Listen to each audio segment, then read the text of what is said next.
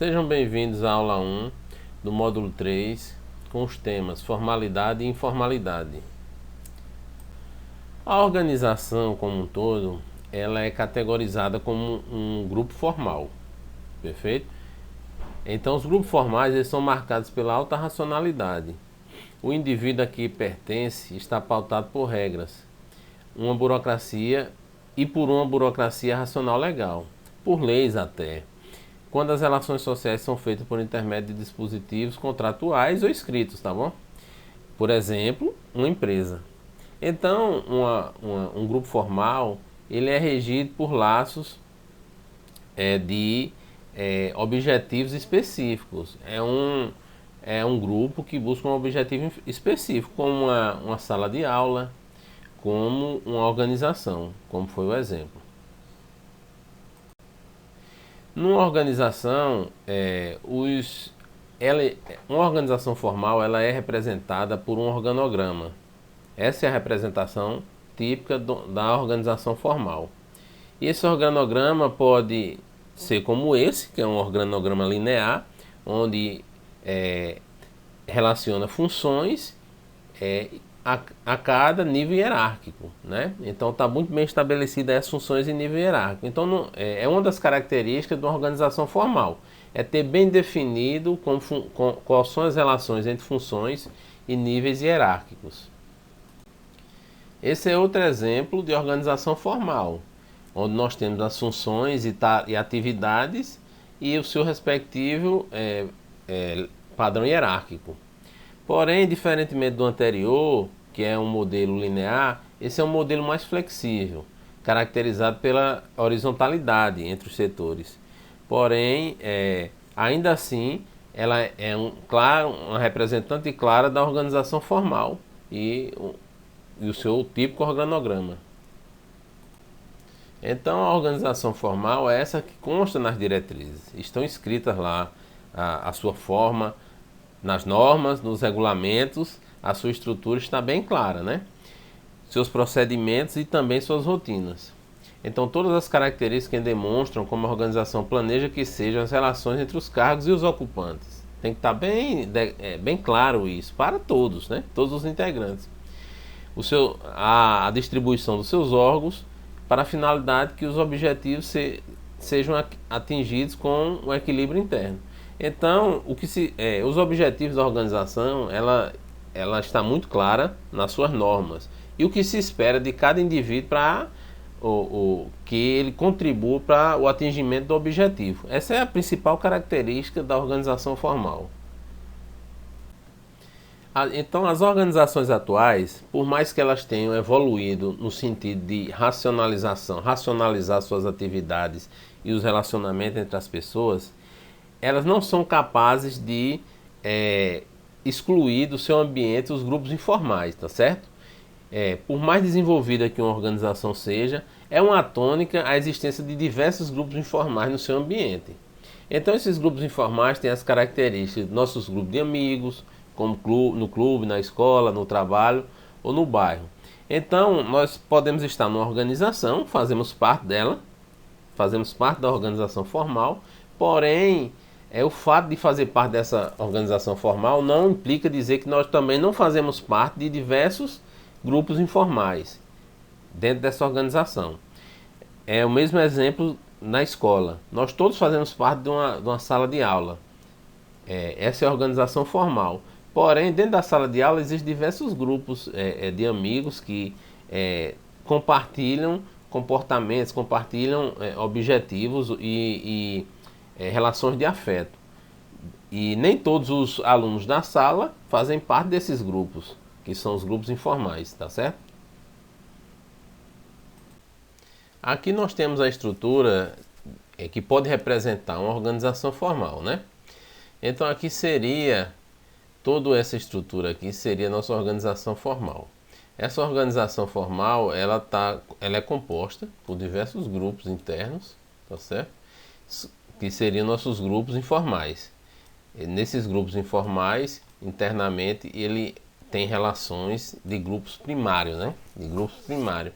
Então, é o relacionamento desses grupos primários, a comunicação entre eles, que faz nossa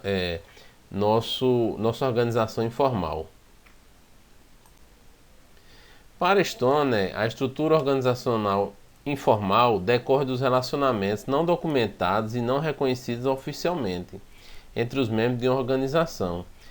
Estas relações surgem inevitavelmente em decorrência das necessidades pessoais e grupais dos empregados. Então, a organização formal, por mais que ela tente, ela não consegue integrar todos os indivíduos. Ela não consegue dar conta de todas as necessidades afetivas e psicológicas dos indivíduos. Então, é natural a formação desses grupos informais. Esses grupos informais eles perduram no tempo, eles têm relações mais intensas e o tempo de relacionamento é muito maior do que o tempo em que as pessoas se relacionam dentro da estrutura formal da empresa. Eles extrapolam as estruturas da organização formal. São pessoas que vão ter relacionamentos no fim de semana, vão participar de grupos esportivos. Então, eles têm uma relação muito mais intensa do que com o restante entre o grupo. Eles vão ter uma relação muito mais intensa do que com o restante da organização. Então, sendo de conhecimento da organização que é impossível eliminar esses grupos informais, é necessário que a organização conheça o máximo possível eles para que utilize ele de forma construtiva, né? Então são três importantes funções que são desempenhadas pelos grupos informais. Determina e conserva as normas e valores culturais e sociais primordiais aos membros do grupo. Incentiva a comunicação dinâmica e afetuosa e disponibiliza aos membros o status social e a satisfação que a organização formal não pode oferecer. Então é fundamental que a organização conheça muito bem os grupos informais que se formam dentro da sua estrutura, pois de outro modo eles podem acarretar diversos problemas. Ou seja, quais exemplos? Especialmente no que se refere às metas organizacionais, eles podem ser muito problemáticos. Eles geram e espalham fofocas, fazem diferença entre os seus participantes, incentivam as resistências às mudanças e encaminham a conformidade entre os membros, restringindo dessa forma o desempenho. Então, se esses grupos informais eles forem contrários às metas organizacionais, isso vai gerar um grande problema para a organização, né?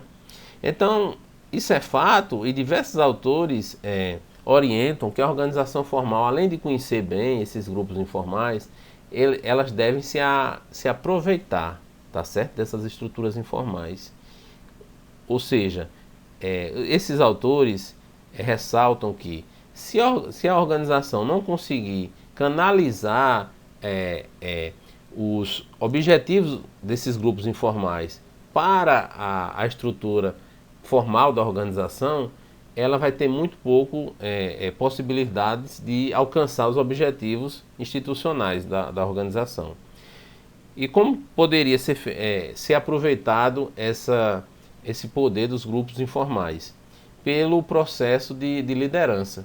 Esses grupos informais eles são caracterizados por uma influência muito importante dos líderes informais. São pessoas dotadas de atributos pessoais que faz com que eles tenham o poder de influenciar os grupos dentro da organização.